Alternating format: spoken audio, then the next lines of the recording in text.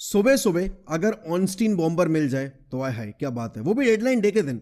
तो अभी तक सीन क्या था कि एंटनी रियल बेटिस के लिए बहुत ही बेताब हुए घूम रहे थे and Real Betis were actually trying to get him on board, but कोई सीरियस अप्रोच नहीं आया था। अभी 2 दिन पहले यहाँ पर आपको याद होगा ऑलमोस्ट ईयर वी गो होने वाला था, बट फिर वो डील कोलैप्स हो गई।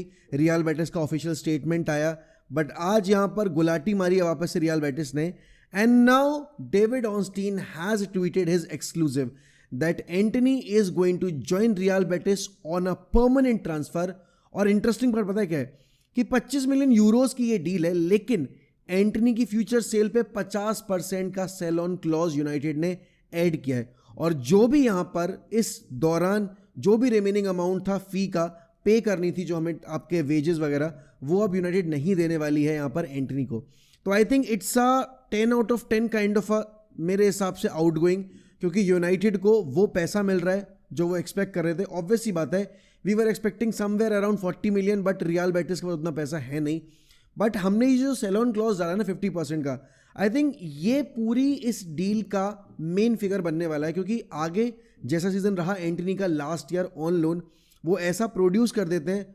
आई एम होपिंग कि यहाँ पर majority of the European clubs will be lined up to get Antony on board. He is just 25 and I know bhai Antony became a big failure for United, but it was not Antony who was the main reason for his failure at United.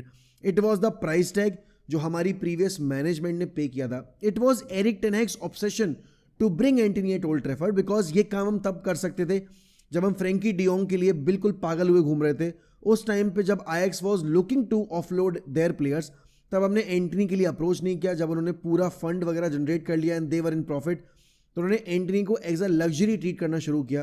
और फिर उसके बाद we had to pay 100 million.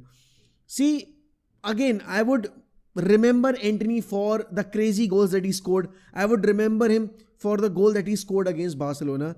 This was not the tenure that Antony was hoping for और the United fans were hoping for.